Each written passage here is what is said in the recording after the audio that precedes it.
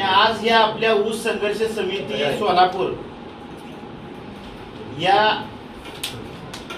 सगळेजण इथं आपले जीवाभावाचे सहकारी सगळे आपले पत्रकार बांधव आणि खऱ्या अर्थानं प्रत्येक इथल्या शिलेदाराचं या जिल्ह्यातल्या शेतकऱ्यांना दर मिळवून देण्यासाठी गेले 2009 पासून जुने सहकारी असतील, नवीन त्यानंतर आले असतील, काय गेले असतील, परत आले असतील किंवा नवीन काय आले असतील, या सगळ्यांचं सहकार्य आणि त्यांच्या कष्टातून खऱ्या अर्थानं आपल्या शेतकऱ्यांना आज 400-500 कोटी रुपये आपण एका वर्षी वाढवू शकलो.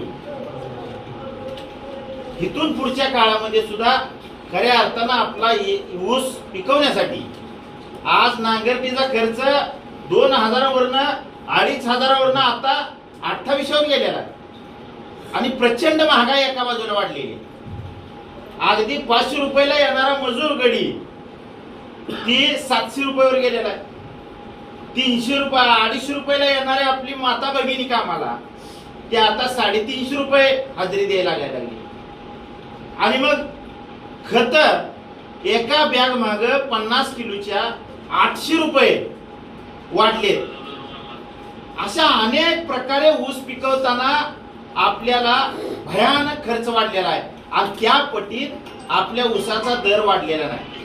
आपण जरी म्हणत असलो आपण 200 रुपये वाढवलं, कधी 100, पण ही दर वाढ सुद्धा त्या महागाईच्या मानानं अजिबात काय नाही. पण काय तर आपल्या पदरात पडलं पाहिजे, कुठं तर आपल्याला त्याचा एक काडीचा आधार म्हणून खऱ्या अर्थाने या चळवळीतलं सगळे सहकारी शिलेदार त्यांच्या कष्टातून खऱ्या अर्थाने या जिल्ह्याला या शेतकऱ्यांना न्याय मिळाला. भविष्य काळामध्ये आपण सगळ्यांनी पहिल्यापासूनच मागा बरेच जण म्हणाले एकजूट, आपण पहिल्यापासूनच एकजूट आहे. किती 10 संघटना निघू द्या, पण मूळ ही शरद जोशी साहेबापासूनच ही सगळे कार्यकर्ते तयार झाले. त्यानंतर 50 जरी संघटना झाल्या तर त्याचं मूळ एकच आहे, गुळ एकच आहे. फाटं जरी किती झालं, त्यामुळं खऱ्या अर्थाने इथला अनेक दुसरा एक संभ्रम आहे की आता मागा काही लोकांनी मानलं, पण खऱ्या अर्थानं मला सांगा, चळवळीतला कार्यकर्ता जर चुकीच्या पद्धतीनं वागला असता तर आज 500 रुपयाचा दर 3500 रुपये मिळाला असता का? आपल्या 3000 आहे, कोल्हापूरला 3500 आहे. म्हणजे प्रत्येक चळवळीतल्या कार्यकर्त्यानं रक्त सांडले अंगावर. माझ्यासारख्या अनेक सगळ्या कार्यकर्त्यांवर 35-35, 36-36 गुन्हा अंगावर घेतले. पण महिना 2-2 महिने जेलमध्ये सटलोय. त्यानंतर कुटुंबाचं मागची आर्थिक हानी झाली, मानसिक हानी झाली, कारखानदाराकडून छेड झालाय, खासदारांकडून छेड झालाय, मंत्र्यांकडून झालाय, पोलिसाचा अतिशय मार खाल्लाय. अशा अनेक संघर्षातनं ही चळवळ उभा राहिली. ही चळवळ मोडून काढायचा अनेक जणांचा डाव आहे आणि अनेक वेळा त्या डावाचा वापर सुद्धा केलेला आहे आणि अनेक वेळा त्यांना यश सुद्धा आलेलं आहे. परंतु चळवळ ही मोडत नाही, ही त्यांना सुद्धा ठामपणे आज या मीडियाच्या माध्यमातून सांगितलं पाहिजे. तुम्ही अनेक वेळा चळवळ मोडायचं काम केलं, पण खऱ्या अर्थानं तुम्ही जर एकाला मोडलं, दोघाला तिघाला मोडलं तर 10 जण तयार होते. ही त्या कारखानदारांना सांगायचं आहे.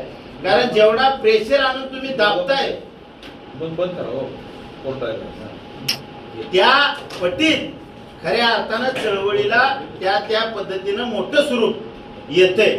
आणि आपण या इथल्या सगळ्या इथल्या शिलेदारांनी प्रत्येक शेतकऱ्याचा आपल्यावरती विश्वास आहे. जिल्ह्यात जेवढे शेतकरी आहेत त्यातला एकही शेतकरी तुम्ही चुकीचं काय केलं असं अजिबात म्हणत नाही. कारण त्या शेतकऱ्याला माहित आहे की ही पोरं जर रस्त्यावर उतरली तर खऱ्या अर्थानं आपल्याला काही ना काही पदरात दिल्याशिवाय ती महागा हटत नाही. तर आपल्या चळवळीतल्या सुद्धा सगळ्या कार्यकर्त्यांनी एकजुटीनं, म्हणजे आता मला चळवळीत मी कसा आलो तर अध्यक्षांनी खऱ्या अर्थानं मला चळवळीत आणले. खाज्याचं पोतं सुद्धा देत नव्हते. गांधीच्यात आम्हाला खाजच मिळालं नाही आणि त्यावेळेला माझ्या शेजारी उभा राहिलेला दिलीप पागल त्याने अध्यक्षाचा नंबर कुठं ठेवला होता. त्यांनी फोन केल्यानंतर तिथं 5 मिनिटापूर्वी खाजं एरिया नाही म्हणले आणि 10 मिनिटांनी पाहिजे तेवढी एरिया घेऊन जाऊ म्हणून. मग काय लगेच तरक खाली झाली का 10 मिनिटात. पण ती अध्यक्षाला माहित होतं की नाही दिलं तर कृषी सहाय्यकाला सांगायचं, तालुका कृषी अधिकारी, आणि मग त्या दुकानावर कारवाई करायची, त्याची तपासणी करायची. त्या भीतीपुटी त्यानं आम्हाला एरिया दिली. मग एखाद्या काम जर चळवळीच्या माणसापासून होत असेल तर त्यावेळेला कळलं 2009ला की चळवळीमुळं खऱ्या अर्थानं शेतकऱ्याला न्याय मिळतोय, आणि मग चळवळीत प्रवेश झाला. म्हणून आज आता किती जरी कोण किती मोठा झाला, कोण सचिन संचालक झाला, मी चळवळीत आलो किंवा अनेक कोण जरी काय झाले, तर आम्ही अध्यक्षालाच मान सन्मान देतो. आणि खऱ्या अर्थानं त्या माणसाने ही चळवळ उभा केली. हो का, शाळेला जाणारा माणूस चुकत असतो, त्याला एक विषय जाईल, 4 मार्क जातील, कधी ती पास बी होईल, कधी IPS अधिकारी होऊ शकतोय. पण जी शाळेलाच जात नाही, जी घरी बसतो या, त्याचा विषय बी जाणार नाही, ते अधिकारी होणार नाही, ती शिकणार बी नाही. त्यामुळं काम करणाऱ्याच्या हातनं चुका होती, पण ती चुका हळूहळू हळूहळू प्रत्येक वेळेस दुरुस्त करत जावं, त्याला न्याय कसा देता येईल ही बघितलं पाहिजे. आणि आपल्या सगळ्यामध्ये एकजूट पहिल्यापासून आहे, ती आणखीन घट्ट झाली पाहिजे. आणि कारखानदारच्या विरोधामध्ये जे आपला लढा आहे, ती खऱ्या अर्थानं साखरेला भाव किती पाहिजे. आपण साखरेवर बोलतोय, पण त्या ऊसापासून किती पदार्थ तयार होतात, त्याच्यापासून बग्याज होते, मळी होतीये, राख होतीये, त्यापासून साखर होतीये, लाईट होतीये, दारू तयार होतीये, इथेनॉल होते. म्हणजे सगळ्याचा हिशोब कारखानदार आपल्याला देत नाही. ती पण ते प्रकल्प कारखान्यात ज्यावेळी उभा करायचा असतो या त्यावेळेला मात्र आपला 5-10 हजार रुपये शेअर कट केला जातो. पण त्याचा हिशोब आपल्याला दिला जातो का? अजिबात दिला जात नाही. आतापर्यंत जेवढं उद्योग उभा केलं पाईप प्रोजेक्ट, त्याचा एकाचा हिशोब या कारखानदाराने दिला नाही. फक्त साखरेचं टेंडर कसं जातंय आणि त्याच्यावर दर ठरवला जातो. पण आज प्रत्येकाला वाटतंय मग काय जाणं आपल्याला 5,000, 5 न 10,000 दर मिळेल. पण ह्या चळवळीमध्ये आज किती लोक काम करते? 1000 लोक काम करते. तिथं 10,000 लोकांनी जर काम केलं तर खऱ्या अर्थानं दर वाढू शकतोय. कोल्हापूरला आपल्यापेक्षा संख्या जास्त आहे, तिथं 500 आगाव आहेत, तिथं ऊस 12 महिन्यात जातोय, इथं 16 महिने राहणार राहतोय. सगळ्यात जास्त साखर पिकवणारा सोलापूर जिल्हा आहे, आणि सगळ्यात चांगला उतारा आणि चांगली रिकव्हरी ही खऱ्या अर्थानं सोलापूरमध्ये आहे. परंतु आपल्या थोडी ताकद कमी आहे, म्हणून आपल्याला 4-5 कमी. आपल्यापेक्षा काही ठिकाणी आपल्याच जिल्ह्यामध्ये मोहोळला दक्षिण उत्तराला थोडी ताकद कमी पडते, तिथं सुद्धा आपल्यापेक्षा 100-200 रुपयाचा फरक पडतोय. जिल्हा तीच आहे, ऊस तीच आहे, पाणी तीच आहे, तीच नदी खाली जाते भीमा. म्हणजे जिथं उठाव पाहिजे, ताकद एकत्र आल्याशिवाय, हिशोब मागितल्याशिवाय ती चेअरमन भेट नाही. चेअरमन भेटय कशाला? चेअरमन काय तुम्हा आम्हाला चेहऱ्याला बघून आपण युद्रूप दिसतोय किंवा चांगलं दिसतोय म्हणून भेट नाही. चेअरमन त्याच्या पुढची त्याची उद्या ज्याला निघल मताच्या माध्यमातनं म्हणून ती भेट या. त्यामुळं आपली संख्या आणि सभासद भविष्यामध्ये चळवळीमध्ये वाढले पाहिजे, त्याच्याशिवाय आपल्याला दर आगाव मिळणार नाही.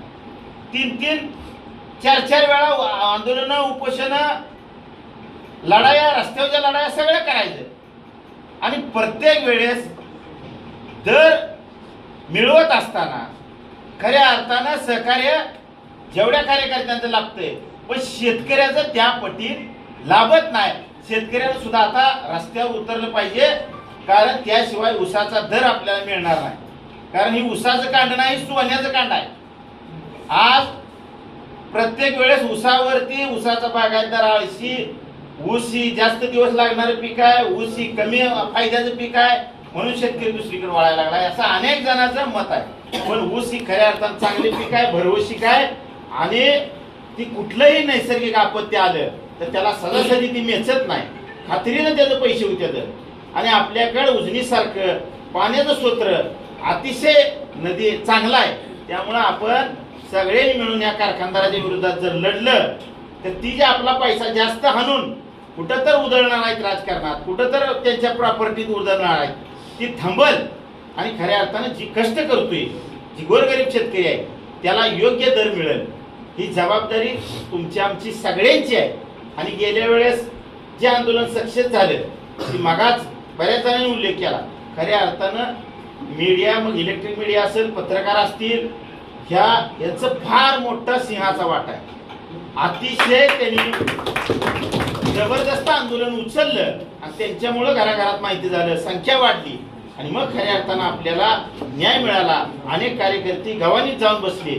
आम्ही दोघं चौघं उपोषणाला 3-4 प्रकारच्या लढाई आपल्या चालू होत्या आणि त्यामुळे यश आलेलं आहे. भविष्यात सुद्धा ह्याच्यापेक्षा चांगले यश येईल. आपण सगळीजण असंच प्रयत्न सगळ्याच राहू द्या अशी माझी इच्छा व्यक्त करतो आणि थांबतो. जय हिंद, जय महाराष्ट्र.